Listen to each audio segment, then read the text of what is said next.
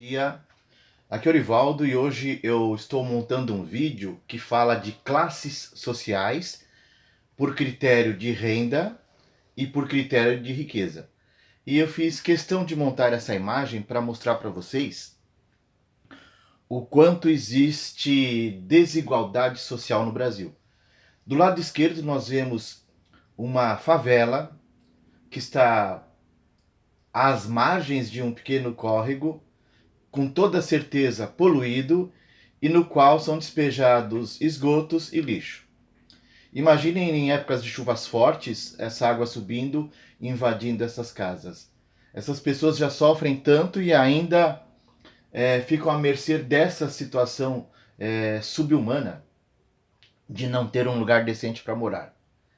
Do outro lado, nós vemos talvez seja a maior casa do Brasil. Esta é a mansão da família Safra. Quando nós olhamos essa imagem, nós vemos aqui um andar térreo e um andar superior. Mas na realidade, essa casa ela possui mais 3 andares no subsolo. Eu trabalhei no Banco Safra durante 6 anos, fui um dos gerentes da contabilidade do Banco Safra e conheço bastante essa casa em relação ao que ela tem e deixa de ter em função de controle de patrimônio dessa mansão. Então nós temos aqui do lado esquerdo casebres numa favela em que muitas vezes num cômodo mora 5, 6 pessoas. Aquela casa do lado direito tem 250 cômodos. Ok, pessoal? Essa outra figura também eu achei bastante interessante, que é o rico, o que nós podemos chamar de elite, pisando na classe média, que por sua vez pisa no pobre.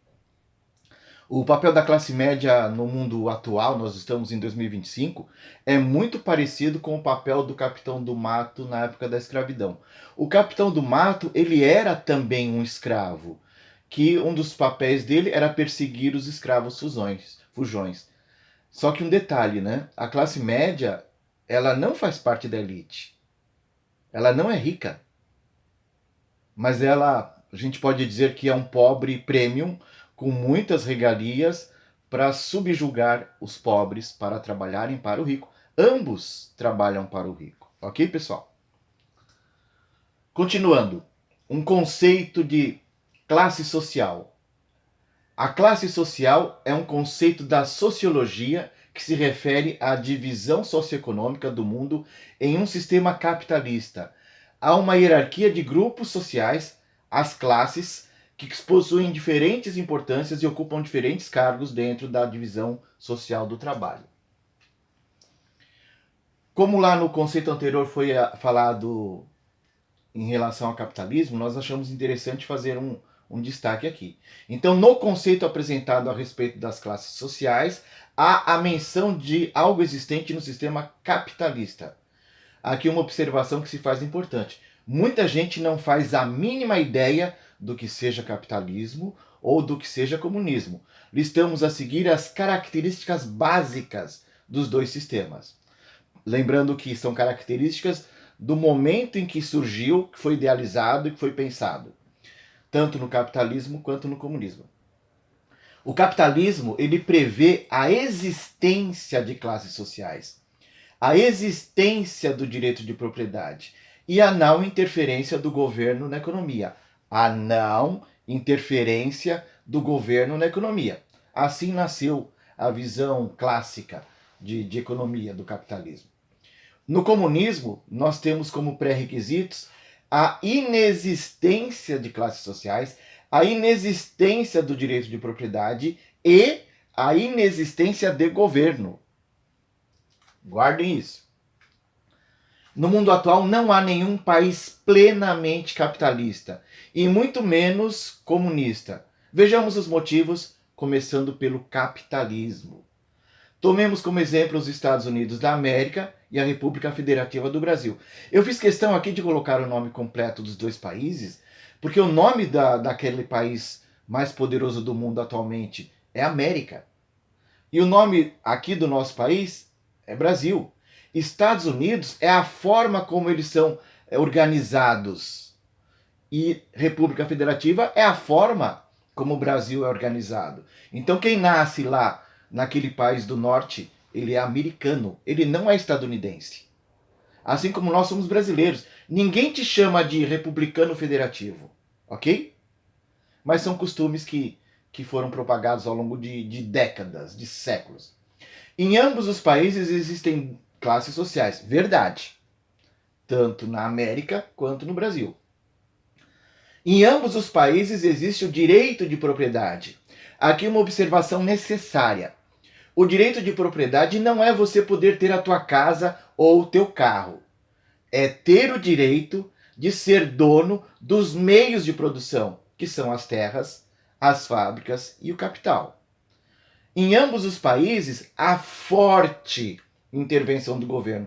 Portanto, o terceiro critério para ser plenamente capitalista não está sendo observado em nenhum país do mundo. Por exemplo, digamos que o Irã quisesse comprar caças F-16, que é fabricado pela Lockheed Martin, que é uma empresa privada com ações negociadas na Bolsa de Nova York. O governo americano não permitiria, ou seja, há interferência do governo na economia. Por exemplo, em processos inflacionários, tanto lá quanto aqui, os bancos centrais aumentam as taxas de juros sobre os títulos públicos. Isto é mais uma interferência na economia. Então, nenhum deles são plenamente capitalistas. São todos parcialmente capitalistas. Com relação ao comunismo, nós temos esse seguinte exemplo. China, o que acham que são países comunistas. China, Rússia, Coreia do Norte, Venezuela e Cuba. Nesses países existem classes sociais. Existem. Hoje, a segunda maior quantidade de bilionários do mundo é a China, na frente dos Estados Unidos. A Rússia, por exemplo, tem empresários muito ricos mesmo. Ou seja, há classes sociais. Então, nos países China, Rússia e Venezuela, existe o direito de propriedade. Aqui uma observação necessária. O direito de propriedade não é a pessoa poder ter a sua casa ou o seu carro. É ter o direito de ser dono dos meios de produção, que são as terras. Aqui a gente está falando de grandes fazendas. As fábricas, grandes indústrias. O capital, que é o dinheiro. Em Cuba e na Coreia do Norte não temos informações suficientes para fazer tal afirmação. Mas nesses três países que eu comentei, há o direito de propriedade. Grandes empresários chineses e russos são donos dos meios de produção. Em todos os países mencionados, aqueles 5, existem governos fortíssimos, até mesmo mais forte do que no mundo dito capitalista. Portanto, o terceiro critério para ser comunista não está sendo observado. Portanto, como não atendem ao terceiro critério, não podem ser classificados como comunistas. Podem até serem considerados socialistas ou de esquerda, mas não comunistas. E tem muita gente que pensa de uma forma tão errada sobre o que é capitalismo e o que é comunismo que a gente vê absurdos por aí, né? Continuando. No mundo que conhecemos não há e muito provavelmente nunca houve um país comunista. Há sim alguns registros de pequenas comunidades isoladas que poderiam ser classificadas como comunistas. E há até na própria Bíblia um registro de comunismo de verdade, conforme podemos ler no livro de Atos dos Apóstolos, nos capítulos e versículos a seguir. Lá no livro de Atos dos Apóstolos, no capítulo 2, versículos de 42 a 47, está escrito o seguinte: E perseveravam na doutrina dos apóstolos e na comunhão, no partir do pão e nas orações. Em cada alma havia temor, e muitos prodígios e sinais eram feitos por intermédio dos apóstolos. Todos os que creram estavam juntos e tinham tudo em comum. Tinham tudo em comum. Isto é comunismo. Vendiam as suas propriedades e bens, distribuindo o produto entre todos à medida que ninguém tinha necessidade. Outra característica do comunismo. Diariamente perseveravam unânimes no templo, partiam pão de casa em casa e tomavam as suas refeições com alegria e singeleza de coração, louvando a Deus e contando com a simpatia de todo o povo. Enquanto isso, acrescentava-lhes o Senhor dia a dia os que iam sendo salvos. Pois é, meus caros, isto é comunismo. Ninguém era dono de nada. Todas as necessidades eram supridas e não havia governo, que são as três características do comunismo. Continuando ainda no livro de Atos dos Apóstolos lá da Bíblia, capítulo 4, versículos de 32 a 35. Da multidão dos que creram, era um o coração e a alma. Ninguém considerava exclusivamente sua nenhuma das coisas que possuía. Tudo, porém, lhes era comum. Isso é um tapa na cara de muito evangélico, tá? Eu sou evangélico. Eu já li a Bíblia mais de uma vez. E eu sei o que estou falando. Mas muitos pastores nunca vão pregar esses textos por completo, porque tem medo. Alguns até o fazem. Com grande poder, os apóstolos davam testemunho da ressurreição do Senhor Jesus, e em todos eles havia abundante graça. Pois nenhum necessitado havia entre eles. Nenhum necessitado havia entre eles. Porquanto os que possuíam terras e casas, vendendo-as, traziam os valores correspondentes. E depositavam aos pés dos apóstolos, então se distribuía a qualquer um à medida que alguém tinha necessidade. Você está entendendo? Comunismo não é aquilo que você pensa e capitalismo também não. Porque há fortíssima intervenção do governo em todos os países ditos capitalistas. E há governos naqueles 5 países ditos comunistas. Se há governo, logo não são comunistas.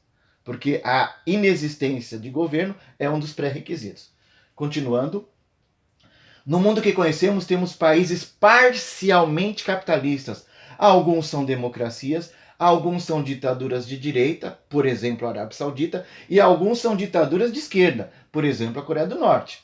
Este é o nosso mundo atual, mas muita gente não faz a mínima ideia do que seja direita ou esquerda, mas isto é um assunto para um outro vídeo.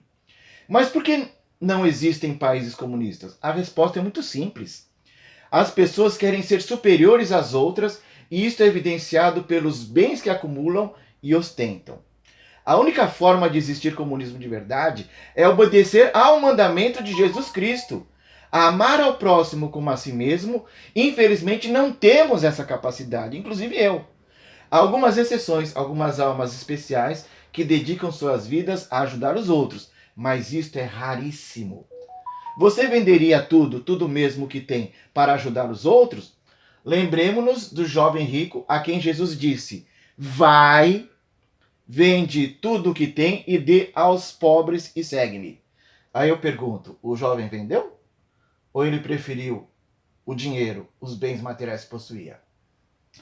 Agora, voltando à questão da classificação de classes sociais, de acordo com o IBGE, as classes sociais no Brasil estão assim organizadas. Classe A, renda total do domicílio superior a 24.800, situação de 3,9% dos lares brasileiros. Classe B, renda domiciliar entre 8.000 e 24.800, caso de 15% das residências. Classe C, entre 3.300 e 8.000, que representa 31,2% dos lares. E classe D e E, 3.300 até 3.300, que representa 49,9% dos lares. Com base nesses números do IBGE, eu montei essa pirâmide de classes sociais. Aqui nessa base gigante, as classes D e E, cuja renda familiar é até 3.300, mas a gente sabe que tem famílias que vivem com menos de R$1.000, né? Não sei como fazem, só por Deus mesmo, um milagre aí, né? Classe C de 3.300 a 8.000, classe B de 8.000 a 24.800, classe A mais do que 24.800, e aqui eu acrescentei a classe A+, né? Famílias cuja renda é muito mais do que 24.800. De forma geral, os economistas utilizam muito em seus estudos o conceito de classes sociais por renda. E não existe apenas a classificação apresentada pelo IBGE. Existem muitas outras, com valores diferentes do apresentado na página anterior. Existem alguns que dividem as classes sociais em 8. Mas quando o assunto é estabelecer uma classe social pelo critério de riqueza, aí os economistas têm medo de determinar valores. Há um economista que, após ser colocado na parede pelo entrevistador, acabou estabelecendo um critério para dizer quem é rico. Aqui no Brasil, tá? Tal economista disse o seguinte: se uma pessoa tiver aplicações financeiras, renda passiva, que lhe garante mensalmente o valor equivalente a 20 salários mínimos, então poderá ser considerado rico. Quando ele deu a entrevista, 20 salários mínimos totalizavam R$ 24.800. Pensando nisto, qual é o valor aplicado que renderia o valor mensal de juros de 24.800? Vamos considerar a taxa de juros Selic, que é utilizada para o cálculo de juros de alguns títulos públicos e também títulos privados. Então vamos considerar juros reais, ou seja, a taxa de juros anual menos o imposto de renda, menos a inflação. Com a Selic a 13,25% ano, inflação do ano passado de 4,83%, imposto de renda de 361 dias a 720 dias é de 17,5%. O cálculo dessa renda líquida de impostos e de inflação, 13,25% menos o imposto de renda de 17,5% sobre 13,25%, que é igual a 2,32%, menos a inflação de 4,83%, totaliza 6,10% ao ano, o que dá 0,4947% ao mês. Então, esses são os juros reais que hoje um brasileiro tem condições de ganhar. Vamos utilizar para o cálculo os juros líquidos de 0,4947% ao mês, quanto a pessoa precisaria ter para obter o valor de 24.800. A pessoa teria que ter uma aplicação financeira em renda fixa de, no mínimo, 5.013.139,28.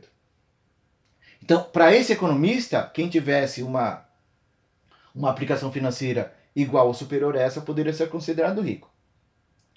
Particularmente discordo do tal economista, pois o valor de 24.800 está associado ao conceito da renda da classe A, pois entendo que riqueza é um conceito contábil, ou seja, de patrimônio líquido, não é um conceito de renda, não é um conceito de economia, mas é um conceito de riqueza, de patrimônio.